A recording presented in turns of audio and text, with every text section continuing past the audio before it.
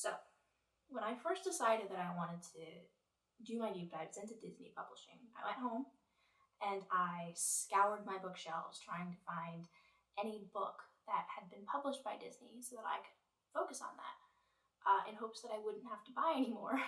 um, in doing so, I located a number of different titles which were originally published by Disney. They had the logo, they had their branding, everything.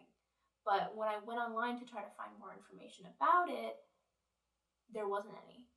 These books were now owned by other companies. And I wanted to kind of figure out why that change in ownership would have happened. So I did some research.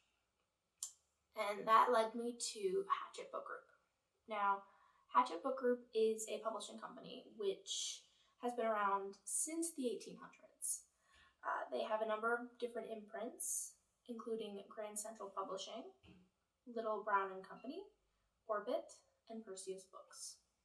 Hachette also has relationships with a number of different third-party publishers, including Disney, where they handle sales and distributions. So Hachette and Disney had a previous relationship.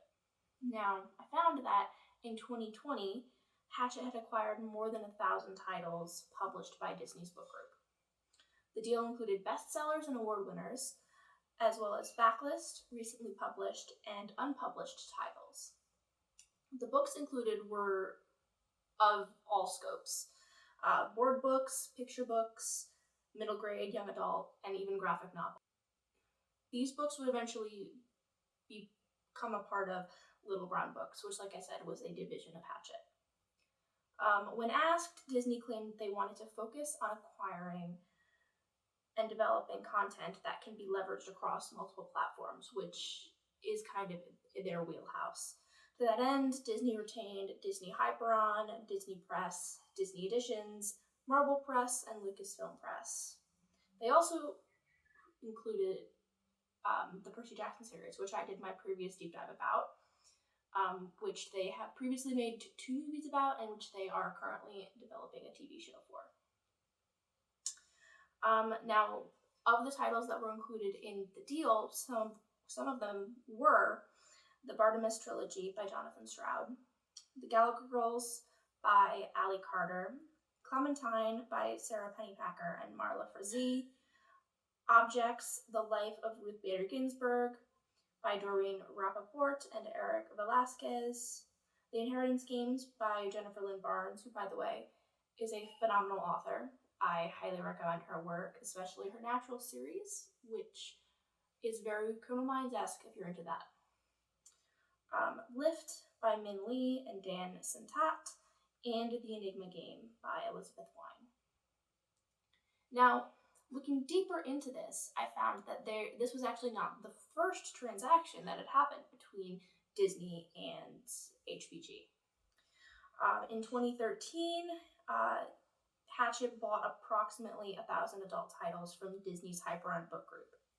In that case, however, Disney had decided that standalone adult imprints did not fit with their long-range plans. So all of the books included in that deal were adult books. However, Disney, in that case, again, did decide to keep their media-related titles like their Castle series. In that original transaction, titles included were things such as Jamie's Food Revolution by Jamie Oliver, The 5 People You Meet in Heaven by Mitch Albom, The Last Lecture by Randy Pausch, and Always Looking Up by Michael J. Fox. And I'm not going to get too into my personal opinion on this, but I do think that Disney made a bit of an error, because there's a lot of books that they got rid of that I really genuinely enjoyed and that I think they could have done a lot with. The Seven Realms series, for example, by Cinda Williams-Chima, is a phenomenal 4-part series. And there's actually a spin-off. That could have been turned into a phenomenal Disney Plus series.